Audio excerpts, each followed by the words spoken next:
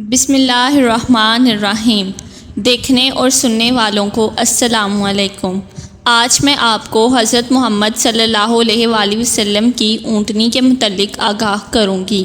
وہ کہاں سے آئی، اس نے حضرت محمد صلی اللہ علیہ وآلہ وسلم کے ساتھ کہاں کہاں سفر کیا، اور آپ صلی اللہ علیہ وآلہ وسلم کی وفات کے بعد اس کے ساتھ کیا ہوا۔ یہ ویڈیو کافی انٹرسٹنگ ہونے والی ہے۔ آپ سب سے گزارش ہے کہ ویڈیو کو آخر تک لازمی دیکھیں اور چینل کو سبسکرائب کر دیں اور اس نیک کام کا حصہ بن جائیں۔ ناظرین، آپ صلی اللہ علیہ وآلہ وسلم کی اونٹنی کا نام قصوہ تھا۔ جب قصوہ 4 سال کی ہوئی تو حضرت ابوبکر صدیق رضی اللہ تعالی عنہ نے بنو کثیر سے 800 درہم کے عوض اسے خرید لیا۔ سیرت کی کتاب میں ہے کہ جب حضرت محمد صلی اللہ علیہ وآلہ وسلم نے صحابہ کرام کو ہجرت کرنے کی اجازت دی تو اکثر صحابہ کرام ہجرت کر کے چلے گئے، مگر آپ صلی اللہ علیہ وآلہ وسلم نے حضرت ابوبکر صدیق رضی اللہ تعالی عنہ کو ہجرت سے یہ کہہ کر روک کر رکھا کہ شاید اللہ تعالیٰ آپ کے لیے کسی ساتھی کا انتظام کر دے۔ یہ سن کر حضرت ابوبکر صدیق رضی اللہ تعالی عنہ نے ہجرت کی تیاریاں شروع کر دیں اور بنو کثیر سے 2 تیز رفتار اونٹنیاں خرید لیں۔ ان میں سے ایک قصوہ تھی۔ بخاری شریف میں ہے کہ ہجرت کے وقت آپ صلی اللہ علیہ وآلہ وسلم اور حضرت ابوبکر صدیق رضی اللہ تعالی عنہ نے غار میں پناہ لی۔ 3 دن بعد جب جانے کا وقت آیا تو حضرت ابوبکر صدیق رضی اللہ تعالی عنہ نے آپ صلی اللہ علیہ وآلہ وسلم کی خدمت میں اونٹنی پیش کرتے ہوئے فرمایا، اے اللہ کے رسول، آپ پر میرے ماں باپ قربان، آپ ان 2 اونٹنیوں میں سے کسی ایک کو پسند فرمائیے۔ آپ صلی اللہ علیہ وآلہ وسلم نے فرمایا، ہاں لیکن میں اس کی قیمت ادا کروں گا۔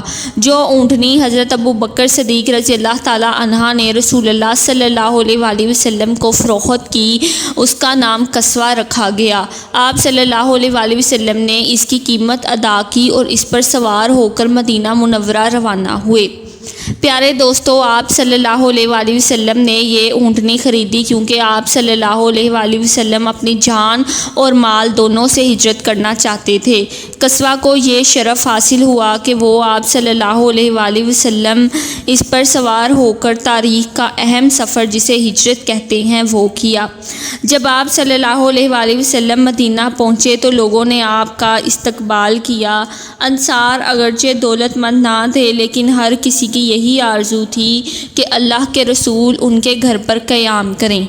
چنانچہ آپ صلی اللہ علیہ وآلہ وسلم جس محلے سے گزرتے وہاں کے لوگ آپ کی اونٹنی کی نکیل پکڑ لیتے اور عرض کرتے، اے اللہ کے رسول، آپ ہمارے ہاں قیام کریں، مگر آپ صلی اللہ علیہ وآلہ وسلم فرماتے، اونٹنی کی راہ چھوڑ دو، یہ اللہ کی طرف سے مامور ہے، مطلب کہ یہ اللہ کی توفیق سے چل رہی ہے، اسے چھوڑ دو، اسے جہاں حکم ہوگا وہیں یہ بیٹھ جائے گی اور اسی جگہ پر مسجد نبوی کی تعمیر ہوگی اور وہیں آپ صلی اللہ علیہ وآلہ وسلم قیام فرمائیں گے۔ یہ سن کر سب راستے سے ہٹ گئے اور جائزہ لینے لگے۔ قصوہ جس جگہ رکی تھی آج اسی مقام پر مسجد نبوی ہے۔ آپ صلی اللہ علیہ وآلہ وسلم کے ننہال کا محلہ تھا۔ اللہ تعالیٰ نے آپ صلی اللہ علیہ وآلہ وسلم کو اس محلہ میں روک کر آپ کی عزت افزائی فرمائی۔ اب بنو نجار کے لوگ آپ صلی اللہ علیہ وآلہ وسلم کی میزبانی کا شرف حاصل کرنا چاہتے تھے، لیکن حضرت ابو ایوب انصاری نے لپک کر قصوہ سے کجاوا اٹھا لیا اور اپنے گھر لے گئے۔ چنانچہ حضرت ابو ایوب انصاری رضی اللہ تعالی عنہ کو آپ صلی اللہ علیہ وآلہ وسلم کی میزبانی کا شرف حاصل ہوا۔ اللہ تعالیٰ نے قصوہ کو طاقت اور قوت دی تھی کہ وہ وحی کا وزن برداشت کر سکے۔ علماء اکرام کہتے ہیں کہ وہ واحد سواری تھی جو وحی کا بھار برداشت کر سکتی تھی۔ پیارے آقا حضرت محمد صلی اللہ علیہ وآلہ وسلم اس پر اکثر سوار ہوتے اور اچانک وحی کا نزول ہوتا تھا۔ وحی کے نزول کے وقت آپ صلی اللہ علیہ وآلہ وسلم کا وزن مبارک بہت زیادہ ہو جاتا تھا، یہاں تک کہ اس کا اثر ارد گرد کی چیزوں پر بھی ہوتا تھا۔ حضرت عائشہ رضی اللہ تعالی عنہا فرماتی ہیں کہ رسول اللہ صلی اللہ علیہ وآلہ وسلم اپنی اونٹنی پر سوار تھے کہ اچانک وحی کا نزول ہوتا، وحی کا کا اتنا بوجھ ہوتا تھا کہ ہمیں ایسا معلوم ہوتا تھا کہ گویا قصوہ کی ہڈیاں چٹک جائیں گی۔ وحی کے بوجھ کا اندازہ لگانے کے لیے ایک اور روایت پیش خدمت ہے۔ ایک مرتبہ ہمارے پیارے نبی حضرت محمد صلی اللہ علیہ وآلہ وسلم حضرت زید بن ثابت رضی اللہ تعالیٰ عنہ کی ران پر سر مبارک رکھ کر آرام فرما رہے تھے کہ اچانک وحی کا نزول ہو گیا۔ حضرت زید کہتے ہیں کہ اللہ کی قسم قرآن کے بوجھ سے قریب تھا کہ میری ہڈی ٹوٹ جاتی۔ میں سمجھا کہ آج کے بعد میں اپنے پیروں پر کبھی نہ چل سکوں گا۔ ناظرین، قصوہ کو یہ شرف حاصل ہے کہ اس نے 5 اہم موقع میں شرکت کی۔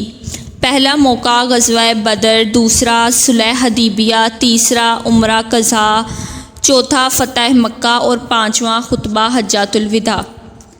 فتح مکہ کے موقع پر آپ صلی اللہ علیہ وآلہ وسلم قصوہ پر سوار تھے اور بیت اللہ میں داخل ہوئے۔ بیت اللہ کے ارد گرد اس وقت 360 بت تھے۔ آپ کے ہاتھ میں کمان تھی۔ آپ کمان سے بت کو مارتے اور فرماتے، حق آ گیا ہے اور باطل مٹ گیا۔ پیارے آقا نے قصوہ پر سوار ہو کر بیت اللہ کا طواف فرمایا۔ حجۃ الوداع کا سفر بھی قصوہ پر سوار ہو کر کیا اور جامعہ خطبہ جو مساوات اور انسانی حقوق کا اولین چارٹر ہے وہ دیا۔ قصوہ کو یہ شرف حاصل ہے کہ اللہ کے نبی حضرت محمد صلی اللہ علیہ وآلہ وسلم نے قصوہ پر سوار ہو کر اپنا جامعہ خطبہ حجۃ الوداع ارشاد فرمایا۔ ناظرین، قصوہ آپ صلی اللہ علیہ وآلہ وسلم کی خدمت میں 11 سال رہی۔ جب آپ صلی اللہ علیہ وآلہ وسلم کی وفات ہوئی تو تمام صحابہ اکرام رضی اللہ تعالیٰ عنہ صدمہ میں چلے گئے اور قصوہ کے لیے بھی یہ کسی مصیبت سے کم نہ تھا۔ صحابہ کرام تو اس صدمہ سے نکل آئے، لیکن قصوہ کو یہ جدائی برداشت نہ ہو سکی۔ وہ شدت غم کی وجہ سے چلنے کے قابل نہ رہی۔ اس نے کھانا پینا ترک کر دیا اور اس کی آنکھوں سے مسلسل آنسو بہتے رہتے تھے، یہاں تک کہ صحابہ کرام نے اس پر رحم کھا کر اس کی آنکھوں پر پٹی باندھ دی۔ آپ صلی اللہ علیہ وآلہ وسلم کے وصال کے بعد قصوہ پر کوئی بھی سوار نہ ہوا۔ حضرت ابو بکر صدیق رضی اللہ تعالیٰ عنہ کی خلافت کا 1 سال بھی پورا نہیں ہوا تھا کہ قصوہ بھی اس دنیا سے رخصت ہو گئی۔ اگر آپ لوگوں کو یہ ویڈیو پسند آئی ہے تو ایسی مور انفارمیٹیو ویڈیوز کے لیے اس چینل کو سبسکرائب کر دیں۔ شکریہ۔ اللہ آپ سب کا اور ہمارا حامی و ناصر ہو، آمین۔ اللہ حافظ۔